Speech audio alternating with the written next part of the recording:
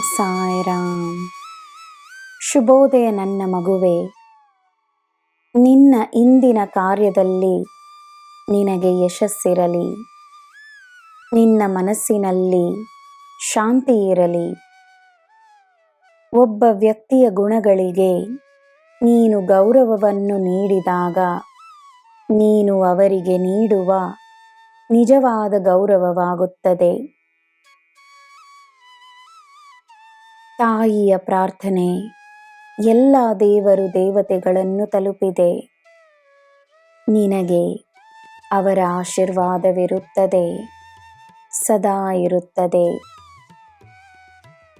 ನಿನಗೆ ಸಿಗುವ ಆಶೀರ್ವಾದವನ್ನು ಎಲ್ಲರ ಹಿತಕ್ಕಾಗಿ ಉಪಯೋಗಿಸು. ನಿನ್ನ ದಿನ ಶುಭವಾಗಿರಲಿ.